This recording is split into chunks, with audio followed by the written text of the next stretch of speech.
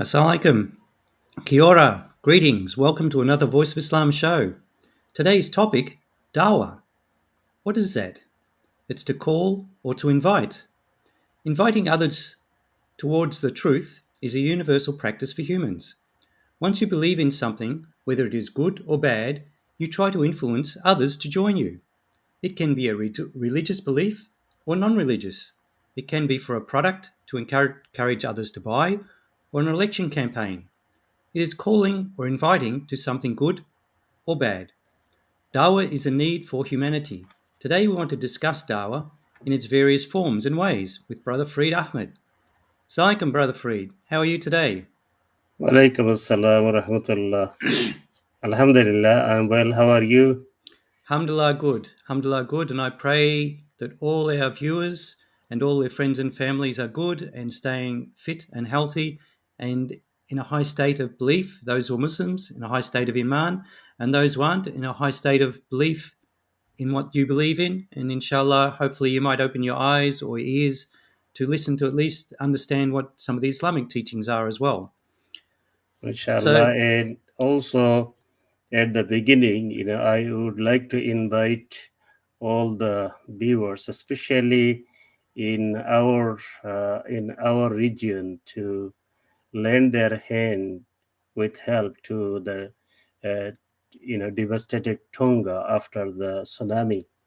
yes, The humanitarian condition is very devastated there, and Tonga helped us a lot, especially in Christchurch. um, I found out that Christchurch, when we had earthquake, the Tonga alone gave so much money. um, and when they are in trouble, we also need to help them. And this is the dawah to start with, that we are, as humanity, whenever we are in trouble, we need to jump to help one another. So please do whatever you can to help them. And also the same dawah, that wherever you are, in many areas, countries, also the tsunami and storm and lots of natural disasters are taking place. So please, help one another as human, because this is our duty. that's right. Because like if we want help from our Creator, Allah Subhanahu wa Taala, then we should show that we are willing to help others as well, because that's the generosity that we should have. So if we expect to be helped, then we should help where we can, inshallah. And Tonga is our neighbours. We have many Tongans living here, and and I'm sure they're worried about what's happening to their friends and families back home. And I think it was even up until they're still having trouble getting communications because the communications is down. So inshallah, we pray that all of them are well and they can get the support that they need to help rebuild, because it looks like I saw on the news tonight for the first time that the devastation, some of these places are just totally wiped out. Some of these islands only have like a few hundred people or not even that on it, and they haven't been able to get any communication there, and they don't know whether there's anyone left there or not. So Mhm. we just pray that people can get there and help, give them the help they need, and there is a resilient people, so they'll help sort themselves out. But they do need a helping hand, and like you said, Brother Freed, we need to help. It's all part of our um, part of our deen, our religion, to help those in need, whether they're Muslim or non-Muslim. So anyone who's in need, we should be helping as best we can, inshallah. Inshallah. So down to our topic of the night, inshallah. So we'll start off with the first question, because it's an interesting word. So I just hope you can explain a bit about the concept. So what is Dawah, and can you explain a bit about the concept of Dawah? Bismillah ar-Rahman ar-Rahim. Subhanaka la ilma lana illa ma 'allamtana innaka antal alimul hakim. Wa ma tawfiqi illa billah, alayhi tawakkaltu wa ilayhi unib. So dawa, as you said, dawa is is a word, is a term. It has many meanings. So generally, the meaning of dawa is calling or inviting or encouraging or inspiring with words or actions or policies towards something. So in Islamic concept, we can use it in the meaning of calling towards the Creator. For example, وَدَاعِيًا إِلَى اللَّهِ بِإِذْنِهِ. So calling ilallah, towards Allah, towards the Creator, towards the code of Creator. But that one, when it is called towards Allah, then it is very specific in terms of the meaning. Today we are trying to talk about the broad spectrum of the dawah, as a concept of inviting, as a concept of calling. So if we focus on that meaning of dawah as calling or inviting to something or towards something, then it is not only limited to calling to Allah, not only limited to calling to a faith, but it has wide practices in everywhere. So, for example, when someone is calling towards faith, it is also called dawah. Or when someone is calling to unite against COVID 19. So that is also one kind of dawah. Or calling people, inviting people, encouraging people, inspiring people to come and to be vaccinated. That is also a dawah, an invitation. Or even, calling people not to be vaccinated. So in modern time we call them anti-vax. So they also, through their speeches, demonstrations, or writing, they are also calling towards their philosophy, their faith, not to be vaccinated. So, for example, we can call people towards supporting the relief efforts in different places, in different areas where the natural disaster has taken place. So that is also a call. That is also a dawah. After 15 March attack, there was a Christchurch call. There was a Christchurch call, and that was, pushed to international areas to come together, countries to come together, to control the firearms and also to control the hate and killing. So that was also one kind of invitation, one kind of dawah. We see that every now and then and everywhere there are constant calling from groups, organizations, governments about human rights, calling about not to abuse the human rights but to respect the human rights. This is also one kind of dawah. Saving the environment, there is program, there is publicity, there's a speech, propaganda encouraging people. So that is also one kind of dawah. Dawah for justice, to be fair and to follow the justice, also another kind of dawah. Dawah to prayer, for example, praying 5 times, it is also a call that hayya ala salah, come to the prayer, hayya ala falah, and come to the goodness. This is also a call.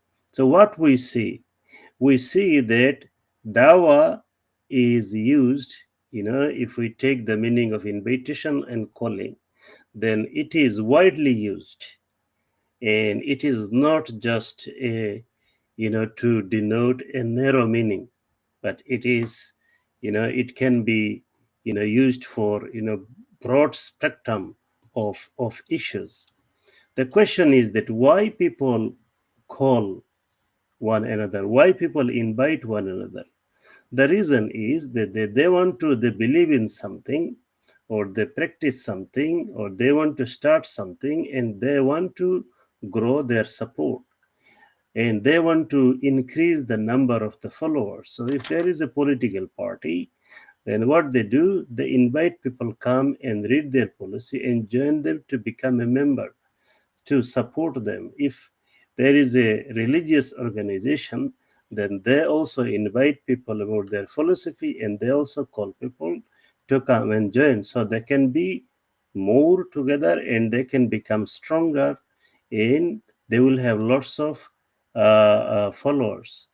Why people call? Because people want to inspire or encourage one another, towards their philosophy. So in broader spectrum, we are trying to just talk about the bigger picture of the Dawah, among mankind, and it is a universal practice. But why particularly we want to talk in a bigger scale? The reason is there are some misunderstanding about Dawah itself. Some people, they think that Dawah mean catching somebody and pushing them to the conversion. And some people I met, they say that we don't want to go to any religious places. I say, why? They say, because we don't follow religion and we are scared. What are you scared about? So they say to me that we are scared that if we go there, they will push us to the conversion. So that's why we don't want to be pushed and we want to avoid that. So, you know, if someone thinks that dawa means conversion, this is a wrong concept. What I'm trying to stress here, that dawa is not just conversion. Dawa is the calling and inspiring one another about good things, and it can have so many stages, and we will discuss about this later on.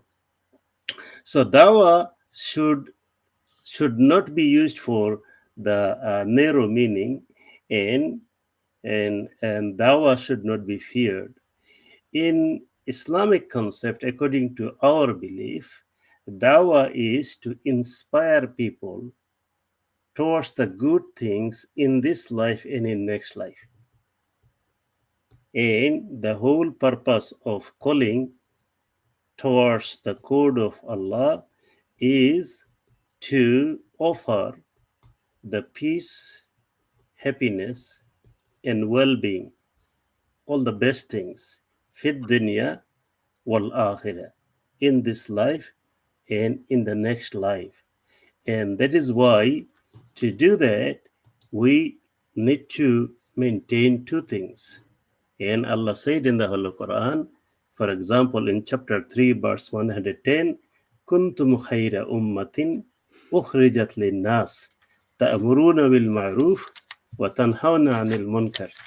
So it means that you can be a best nation if you rise up, or if you call people towards the good thing, to call people towards the good thing.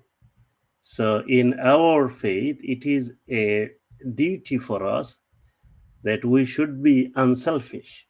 We should not be selfish.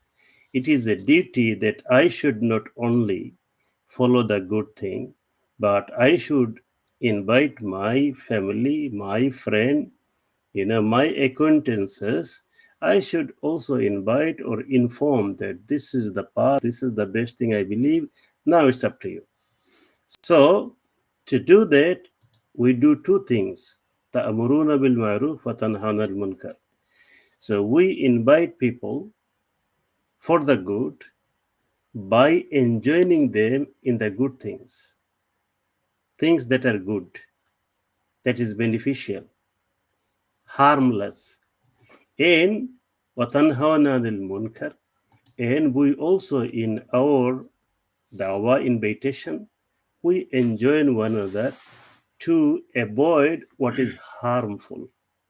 So, um, and and you know, so that's how I see that we can use it in Islamic concept, calling towards good, and also advising to avoid bad for the best thing in this life and in next life, and also in general, there are so many ways the mankind are engaged in Dawah, and people are calling one another towards whatever they believe in terms of religion, in terms of business, in terms of human relationship or human rights, etc., etc., etc. So I'll leave the answer there. Jazakallah, Brother Freed. Just to make a couple of comments here. So I just want to make a comment, like, to my understanding, calling is like inviting to something good, or it could be something bad, as you said. But in our cases, inshallah, it's to something good, and it's something like what you said. It's not to force anyone. I always use the analogy of, it's like the postman. He brings you letters, puts them out for you to get, but he doesn't open them and say, "Oh, this is this, and you should get into that, and this bill you got should pay that bill." They just deliver. It's like delivering a message, and then it's up to the person to accept or reject, or even contemplate, maybe look at something later on if they're interested in that. Like, say, if it's a political party, they might say, "Oh, well, I'll have a look at that later on, get a bit more information, study it, and then maybe look at other options of different ones as well." So this is my broad, maybe naive understanding of what dawah or calling or inviting is basically to, whether it be, in Islam's case, it's usually to invite people to the truth about Islam, and to, as you said, to invite people to the Creator, to God, inshallah. Inshallah. So, question number 2: why is Dawah universal? So, mainly for three reasons it is universal. Because one reason is that it has been going on all the time. The second reason is it has been happening in every places, and the third place is that it is practiced by all persons, directly or indirectly. So again, to mean universal, that I will repeat the three reasons, main three reasons. One, it is practiced in every ages. Then second reason is practiced in all the places, and also it is practiced by directly or indirectly every individuals. And I'll give some examples. So uh, it is universal. The first reason I say that because it is a human nature all the time, all the ages. And example is that when Allah created the human, the Allah have put the desire into their heart. Two types of desires. One type is good, فَأَلْهَمَهَا فُجُورَهَا وَتَقْوَاهَا. One side is fujur, the evil part, evil nature, and another part is the good nature. So within us, we have the monster and we have the goodness. So that monstrous part, for example, the when it is dominant inside us, we say our cravings, our bad desires, like greed, like anger, like selfishness. These things are giving dawah to us, that follow me, follow me, follow me, practice me, practice me, practice me. So within ourselves, all the time, there is something, it is calling us to follow it. So if the good part is calling us and we respond to it, then it makes us very best people. And if we listen to the dawah of the bad part and we practice the bad things, then it makes us to uh, be worst people. So it is there all the time. Then we look at the human generations after generation human history. In every culture they have, culture is a norm. It's a combination of some rules and regulations, habits, and some customs and traditions. And each culture is giving dawah to its people, to the next generation, new generation, that this is our father's way, this is our customs and traditions, so you follow it. So This is also another dawa, and it is there all the time. Then about the knowledge, we know that knowledge and no knowledge. So always the knowledge, the knowledgeable people in every age, in every time, they are always calling other people to learn knowledge, to be knowledgeable, to be wise, to be scholarly, and to be matured, etc., etc. Science, for example, all the time, ever since, the science is calling people to accept the scientific discoveries, the scientific decisions. For example, when it comes to the food in these days, then food scientists are calling people not to eat too much junky food, because that is not good for the heart, not good for the blood circulation or cholesterol. But they are calling people to eat healthy food, more fish, more vegetable, etc., etc., protein food, etc., etc. So leaders in every ages, there have been leaders, whether village leaders, family leaders, tribe leaders, country leaders, world leaders. The leaders in every ages, they have been calling people towards a particular policy and calling people to follow them, to support them. The religion all the time is calling people. So what I mean, that one of the reasons for Dawah to be universal is that in every age, all the time, it has been there. Now the second reason is that it is practiced in every place, whether it is in this country or any other country or any other region, you know the place, any place, wherever human beings are, then they are calling one another for specific things, certain things, or many things. Then the third reason is that um, the human, I said, human, each and every human, they are directly or indirectly involved in this invitation. For example, husband is trying to invite wife to follow his policy, and wife is trying to influence the husband to follow her policy.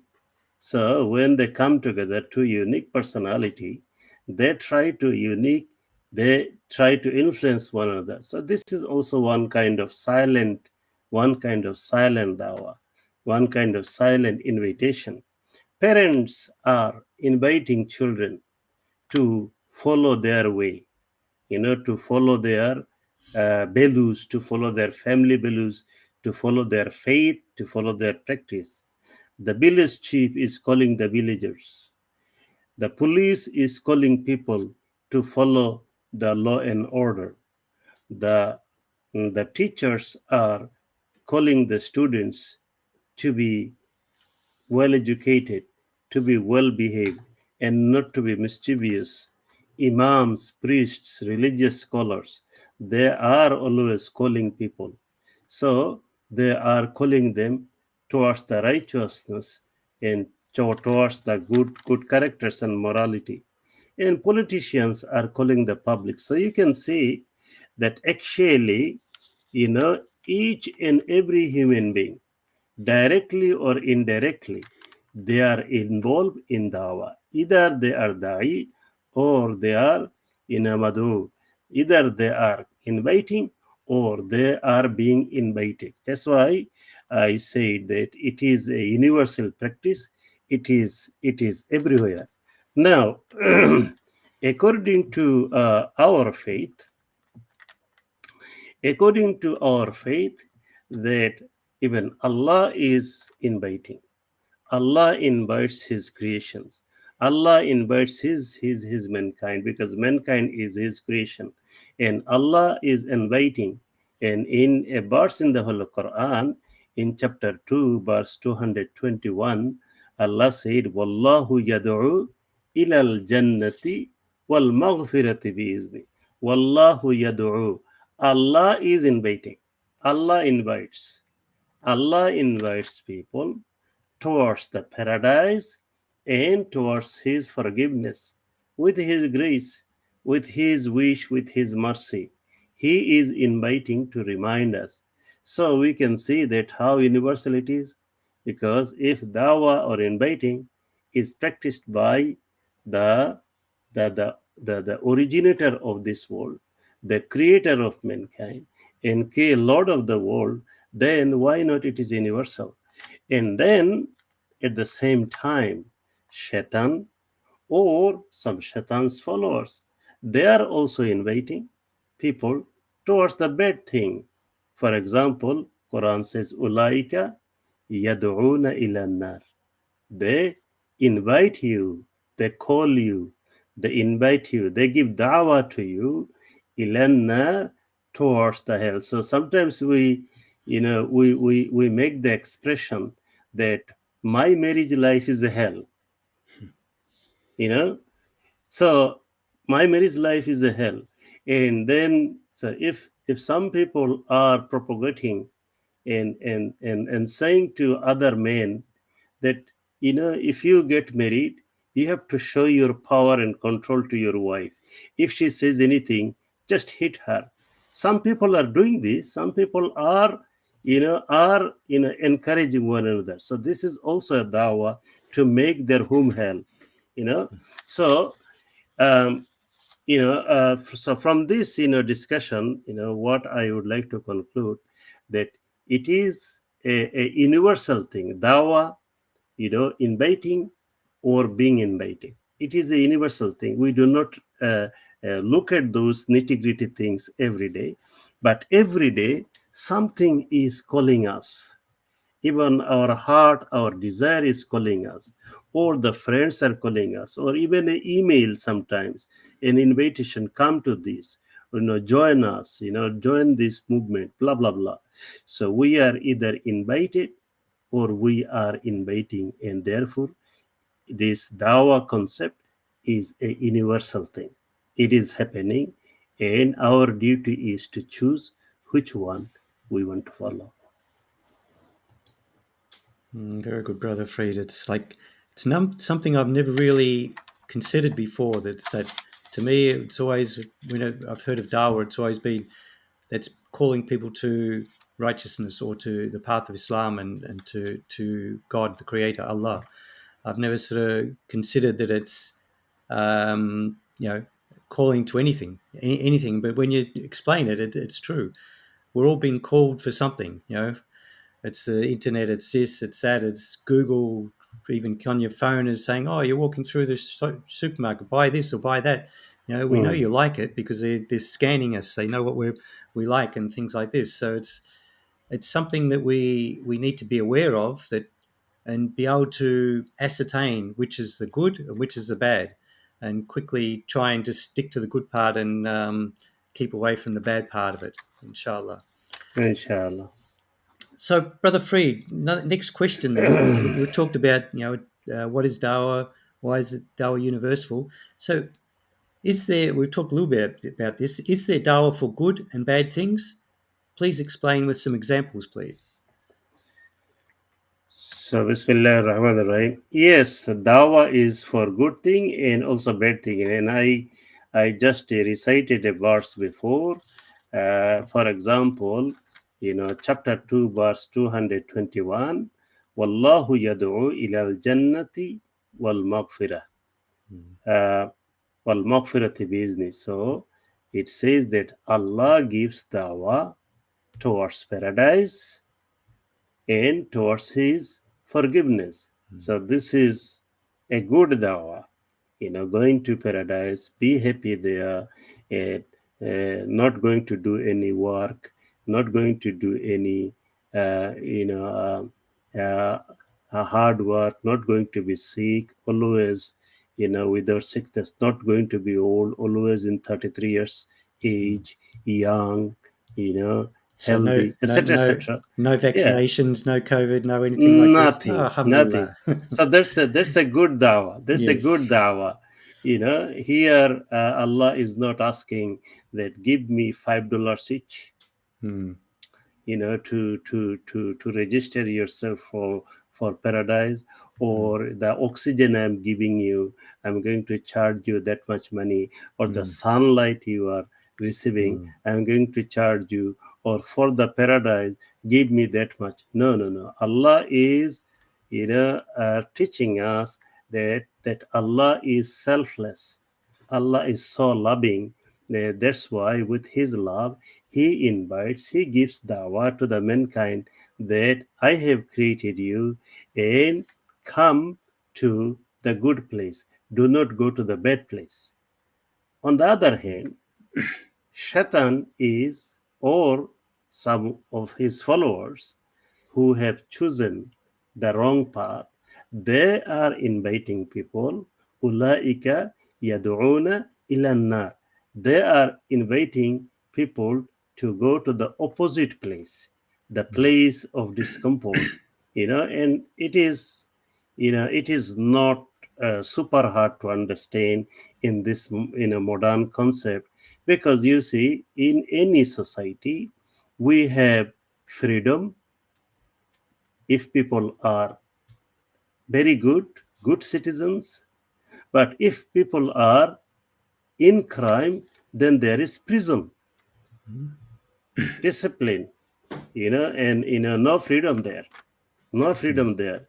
So every country in their policy, they also give this dawah to their citizens, that if you do this things as good citizen, we will appreciate you, because you will be helping one another to build our country better, helping one another to build the beautiful relationship and peaceful relationship between citizens. And if you do this, then you will be rewarded this way, that way, that way. You will not be punished.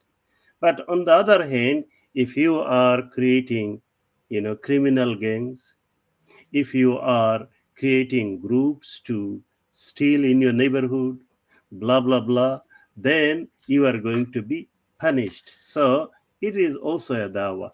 So in Islamic thing, we believe that Allah is also giving a dawah, and Allah is encouraging us to give a good dawah, and at the same time, for the testing reason, for testing our faith and practice and our actions, Allah has also made a provision for Shaitan. So Shaitan also will invite people towards the wrong thing.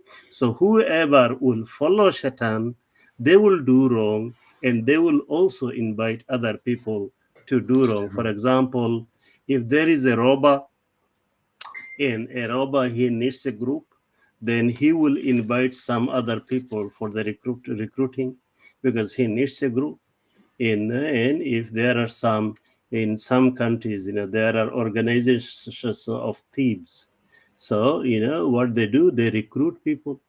If some extremist group, what they do, they also give dawah, they convince some other people to be part of them, so they will be recruited, and their gang will be bigger. So we can see that, yes, in this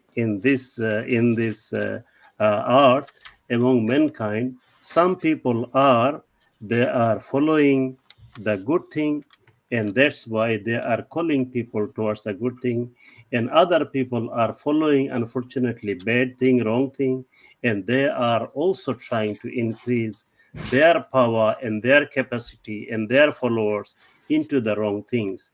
So good dawah and bad dawah is side by side going on, like the day and the night, like the day and the night.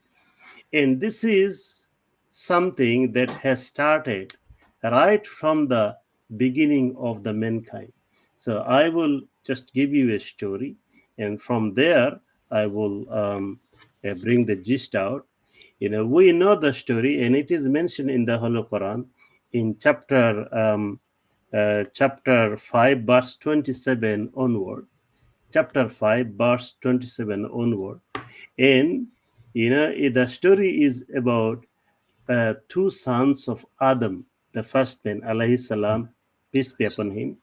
So two sons. So the one son, he was Qabil, and another son, he was Habil. So two of them, they offered sacrifice. and one was sincere in his offering. He gave the best thing for the love of Allah, for the sake of Allah. He sacrificed the best thing. And the another one, he was miser, he was stingy, very selfish. So he offered the worst thing for the sake of Allah from his produce. And then at that time, whose offering for sacrifices accepted or not, you know, is to be seen directly. A piece of or a light or a piece of fire from the heaven is to come and burn the offering for sacrifice, and that was the sign of Allah has accepted this. So the sincere brother Habil, his offering was accepted, and the non-sincere brother, his offering was not accepted. So he became he became very angry. He followed, his heart followed the hatred, envy, jealousy, anger, etc., etc. So he said to his other brother, the sincere brother, he said, "Qala la'aqtulannak." I'm going to kill you. And the other brother says that لَإِن بَسَطْتَ إِلَيَّ يَدَكَ لِتَقْتُلَنِي ما أنا بباسط يدي إليك لأقتلك إني أخاف الله رب العالمين. So one, he said, I'm going to kill you. And another said, I'm not going to kill you. Even though if you kill me, I'm not going to kill you. You can extend your hand to kill me, but I'm not going to extend my hand to kill you. So what is the lesson there? To me, that from there, two types of dawa started. The killer brother, his dawa was his encouragement and his role modeling, his action was for the generation to come, for the races to come, one after one, for the rest of the human being. His action was like a motivation or an option of dawa for killing, for cruelty, for enmity, for elimination. Elimination is I dislike you, so you have no right to be alive. And lot of people, lot of group, they follow this elimination process. They do not do the reasoning. They do not want to use the kindness. They do not want to use the human love and respect, but they want to finish you off because you disagreed with them. So he started those things. He started hate, he started cruelty, envy, intolerance, and destruction. According to him, now in this world, you will see that one part of mankind, they are directly or indirectly giving da'wah to intolerance, to hate, to disharmony, to devastation, to fight, to war, and to destroy the human race. And on the other hand, the other brother who said that I'm not going to kill you, he he was positively resilient, and his message to the humanity was that even if someone does wrong to you, in return you do good. As my brother wanted to kill me, I could have tried, but I did not want to kill him. I followed the path of peace. I followed the path of, um, I anger control, human rights, compassion, etc., etc.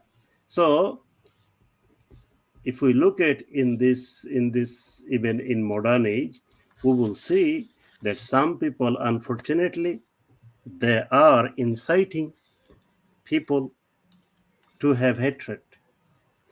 Even if you look at the writing writings and speeches in this world about religion, you will find that lots of people in their writing and in their propaganda, they are talking negativity about religions instead of looking at the positivity. And because of their propaganda, it is a dawa, and so many people are becoming confused. So many people are now generalizing. So let's say one Muslim had done something wrong, and now some people are putting in a way that they're generalizing that all Muslims could be bad. And same goes to a Christian. If a Christian has done something bad as a human and with human weaknesses, then also some other people are trying to generalize all Christians are bad. Things like this. So these are negative dawa, negative propaganda. And negative propaganda is inciting people to hate one another, inciting people to fight between one another, inciting to have racism, to have nationalism, and to have ups and downs, and to cause war and destruction. But on the other hand, the good news is that majority people in this world, they are working day and night. And these people, some people, they have faith. Some people, they do not have faith, but they have good consciousness. They are working day and night, and they are inviting people to peace, inviting people to have social cohesion, inviting people towards building human unity, etc., etc. And for their good work, the world is still good. So to answer your question, yes, there is good dawa and there is bad dawa. And again, the question is which one you and I are going to take. Yeah, Jazakallah. It's just a couple of points here as well. It's inspire to do good in life, in this life and the next, and be steadfast and do good, and persistent in doing good.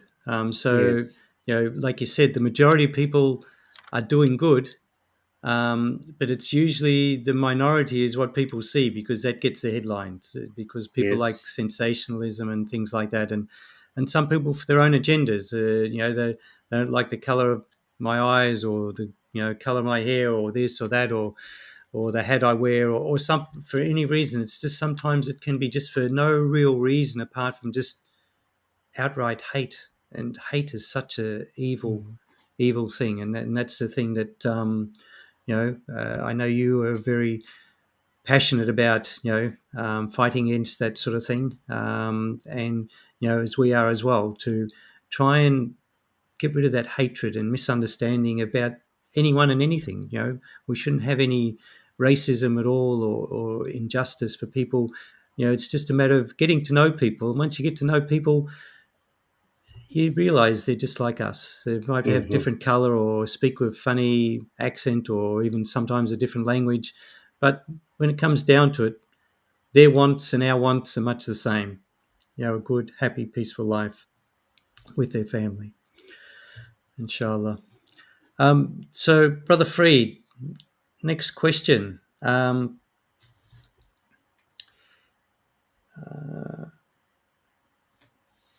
Many believe Dawah can cause too much division. How can people unite rather than divide in terms of Dawah? So this is a hard one. Yes. Yeah, this is a hard one. Dividing ourselves is easy. Yes. And Shaitan wants us to be angry at one another or to look for the faults of one another, Mm. to look for the negative side of one another, and to be divided.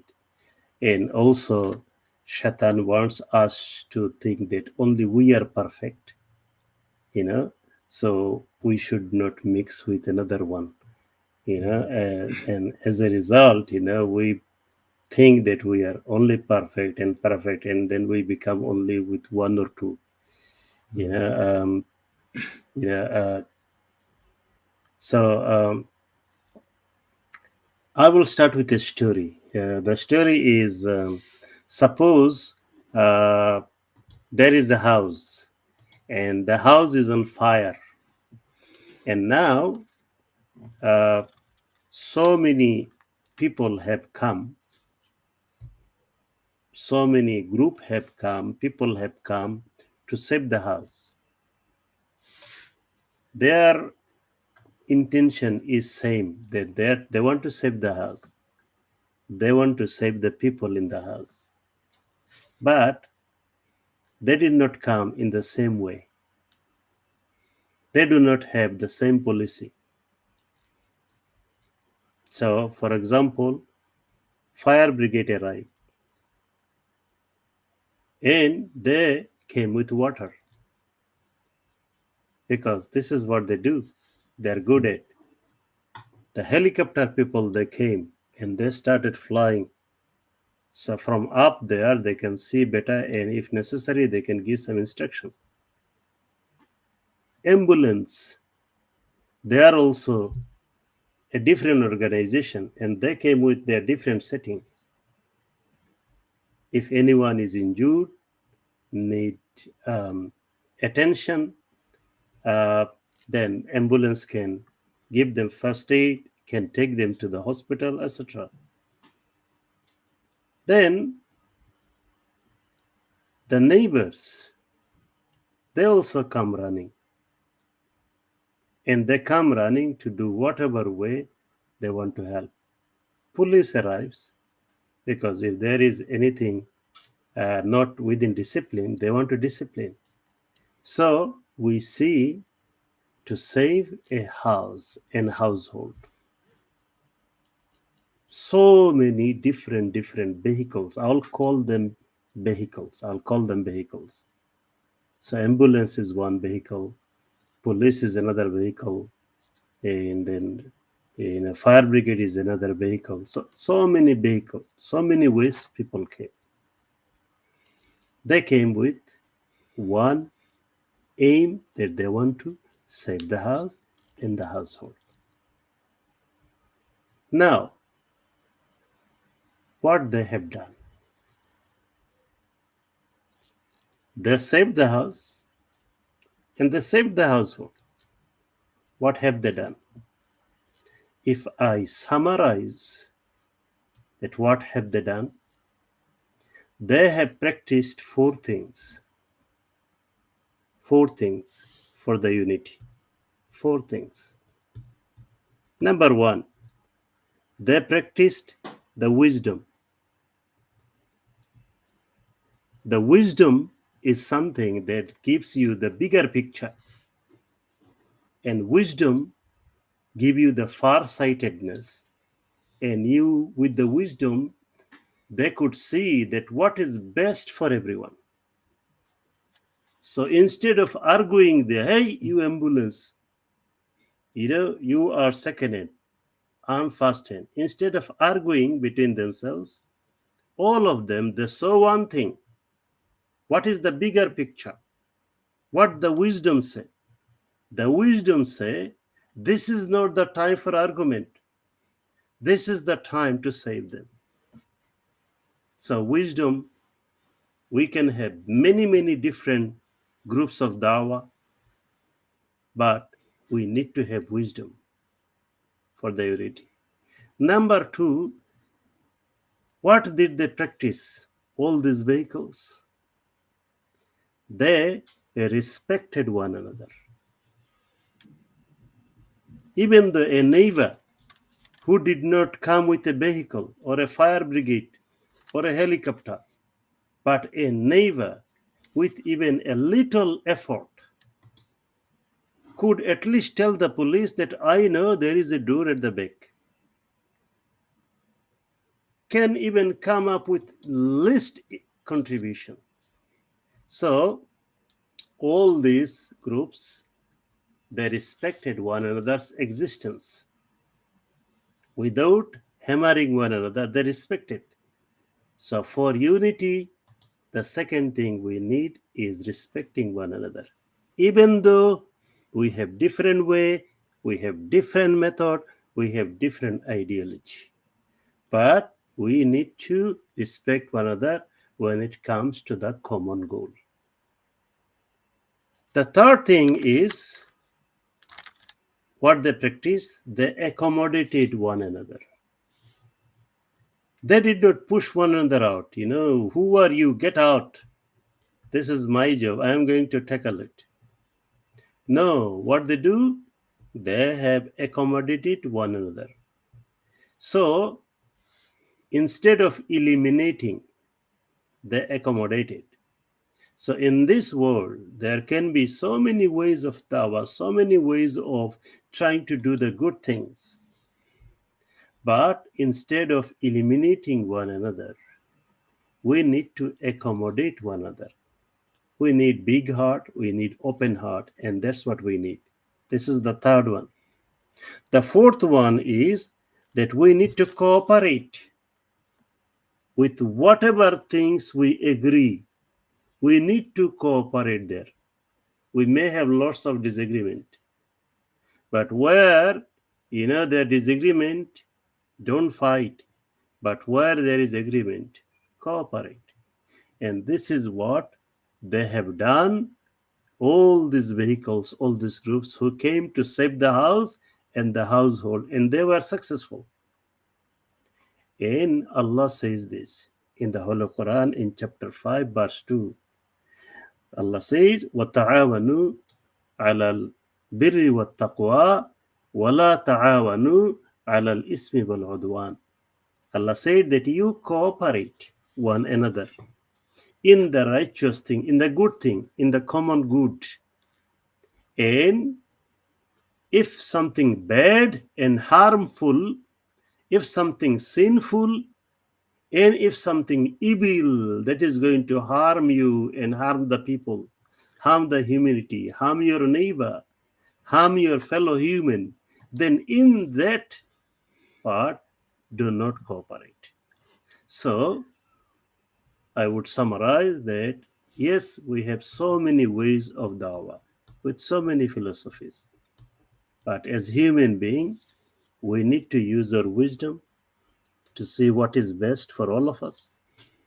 And then we need to respect one another, we need to accommodate one another, and we need to cooperate one another. So if we can practice those four things, then we can achieve unity in the greater deal, and the world can be a better place. Yeah, it's very, very interesting there, Brother Freed. It's like if you're in a team and you have to work together for the goal of, say, if you're playing football, so you have to work together as a team, cooperate, wisdom in moves and things like to get the goal. And the goal is to do good things in this world, because there's no point going in there and going on the football ground or wherever you're going and fighting and this and disrupting, because all it is disunity, and it just becomes a total mess. So this is very important. We need to work together, and so many times that, I don't know, for egos, for greed or whatever, people start off with good intentions and things like this, and something happens. Maybe the shaitan is just really working overtime, or maybe we're weak and we just sort of see things and just want to, jealous, maybe just jealous and envy. I don't know. So we just need to clean these things out of our heart. So I think as part of the dawah, and I'm talking for as Muslims, when we're doing the dawah, we need to, before we even start it, before we even go out, we actually try and cleanse our heart and try and say, well, Allah, please make this be a good, even whatever we do, pray that it's good. Like, you go into work and say, oh, may this day be a great day. As soon as you walk into the office, Allah bless this place and all the people working here and make it be a good, and we do good and supply good and things like this. So I think it always has to be this constant reminding ourselves that we're weak, and it's only Allah who can give us success in this world and in the hereafter. And we just need to really take a check on ourselves and just sort of see, is our heart clear and cleansed of this blackness of greed, evil, envy, enmity, and all these other things which aren't good for us all, inshallah. So, Brother Freed, another question as we're running out of time. Mm, Uh, any tips for the unity amongst all humanity, or as you were talking about, among all the vehicles that we're talking mm. about? Bismillah, salatu wassalamu ala Rasulullah. Okay, so again, we have to start from the broader spectrum. I don't want to start with uh, tips that only Muslims, how Muslims can be united. We are talking about a humanity, and Humanity, we yes. are part of that humanity, and we cannot separate ourselves. So for the world peace, if we think big, for the world peace, the the the the the first uh, thing that I give dawah wherever I go, and my dawah is that as a human, we need a human unity in human level. So we can have our different faith, we can have our different ideology, you know, we can have the differences, but as a human, we should be treating one another equally. And this is the philosophy of Islam as well. And we just need to practice that. So, in human level, we need unity in human. And to do that, you know, the the every government, the world government, they can play a great role in this. They can make policy. They can introduce the teaching in schools, primary, high, or in the university, teaching that humanity is one family, and we are uh, divided into different nations, but we are not divided in terms of human rights. So we are one, like one large human family, and as family members, we must treat one another with respect, with love, with kindness, with compassion, etc., etc.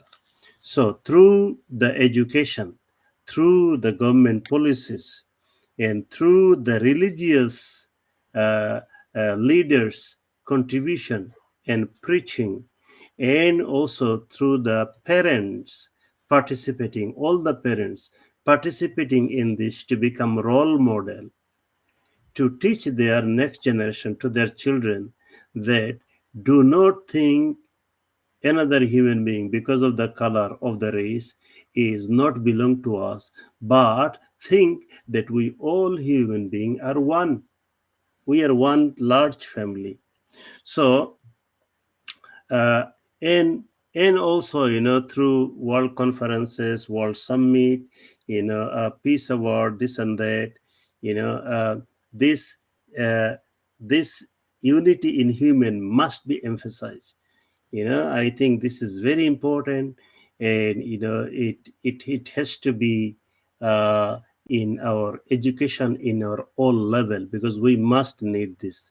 If the humanity is not coming together, then we can try partially here, partially there, but there will be big problems because of the attitude. One nation will think my race is higher than yours, another color will say that I have more privilege than yours, and the hate in the discourse will come. So we need to work on this human unity thing at first. Then when you come to the different religions, different faiths. So the different faith, because in this world, some people have faith, some people have no faith. So when there is the first one, human unity, their faith, no faith, everybody is included. So that's the first step. The second step would be uniting all the faiths together, because all the faith, if they agree on few things, that we will respect one another, We will not force our faith on one another, and we will agree with our disagreements, and we will find our common grounds to be united. If these four things, all the religious leaders, all the religious institutions all over the world, if they come together on these few policies, then there will be also much unity. Now, if you come to the Muslims, you know, if Muslims have too many platforms, too many vehicles, and they are doing the dawah, they also have to come into the common goal. For example, that we all will work for the sake of Allah, not for our own gain or fame or name or any material benefits, etc., etc. And then, if we have some disagreement, then we will not bite one another in this, but we will agree on all the agreeing things, and there together we can, make ourselves stronger. And the last one is, the people, if some people are giving bad dawah, how can we unite them? How can we unite them? It is not easy, but we should not stop trying. So, for example, we should always have open doors for talking, for dialogue. If we cut down our relationship, that's not good, because shutting the door will never help us to be united. So we should always keep talking and understanding one another's concerns, that why you are afraid of. I'm willing to listen. Why do you hate me? I'm willing to listen. Why you are concerned about me? I'm willing to listen. So listening is a good thing. It should be continued. And the another thing we need all over the world, in every region, every area, we need the team of reconciliators. Every area there are wise people, there are good people with good reputations, so they can play as reconciliator roles. And if they see any thing, enmity going on, one is against another, one is criticizing another, one is condemning another, the hate is increasing, then they can try to go between them, they can bring them together in one table, and they can try to achieve some sort of understanding between them, some sort of common ground between them, to develop the unity. So these are few I can think of quickly. And it's not hard, it's not easy, it's a hard thing. But my point is, if we do not try, then how are we going to achieve? Allah said, man jahada fina lanahdiyannahum subulana. If anyone is trying hard, struggling hard for a good thing, then Allah find a way for them. Jazakallah khair, Brother Farid. Now we have one question from Sister Lydia. Now I know it's not directly related to the topic, but I think it also can be, because she's asking, how do I handle my parents that forbid me from learning Islam? So it's getting back to, I think I'll let you answer, but I think it's getting back to these four things we talked about: wisdom, respect, accommodate everyone, and cooperate, and trying to. I'll let you, brother, answer it. You're more experienced in this area rather than Yeah, so preemptive. sister, the best thing you can do is be extra nice to them, and so because they are doing something bad. And in terms of why I'm calling it bad, because they are not giving you freedom of learning or checking about the information in Islam. So it is a basic human rights. Once I'm an adult, then I should have the freedom to read about Christianity, even though I'm a Muslim, to read about Judaism, to read about other culture, to read about other religions, other ways and path. So because I want to find the best, it is my basic human right. So they should not block you from this. But as Allah said, idfa billati hi ahsan, فإذا الذي بينك وبينه عداوة كأنه ولي حميم. So if anyone does something wrong, in return you do good. You show your respect, you show your love to them, you carry on your good manner with them, and pray to God, and inshallah, Allah will melt their heart one day. We have seen, in many many cases, parents, they sometimes they are so much loving, and because of the love they become controlling, because they are afraid. I know one case, just one case. One sister, she came to Islam, and it took her few years for her mother to be convinced, because her mother was so loving, and she was scared that she was going to lose her child. But when the sister who came to Islam, when she was extra nice, extra loving towards her parents, then after a few years they realized, oh, she has done the right thing, and now they love her, and they're very happy for her to become a practicing Muslim. So inshallah, make dua, make prayer to God, and then be extra nice to them. Give them the assurance that you are not going to be lost, you are not going to be in the bad way, because loving parents always want to protect you. Jazakallah khair. Brother Freed, our time is up. I'm glad you answered that question. I think as you put it very succinctly and very nice, and I hope that is helpful for our sister there. And inshallah, we pray that all our viewers, brothers and sisters, wherever you are, you stay safe and look after yourselves and take care wherever you are, whatever you're doing, and just remember to be, the 4 points, the wisdom, respect, accommodate everyone, and cooperate, and just clear our heart of anything that that may be you know restricting us from helping others and spreading the dawah and doing good, inshallah, in this world. I'll let Brother Freed finish off the last words, inshallah. Wishing all the best with everyone. Assalamu alaikum. Wa alaikum salam wa barakatuh.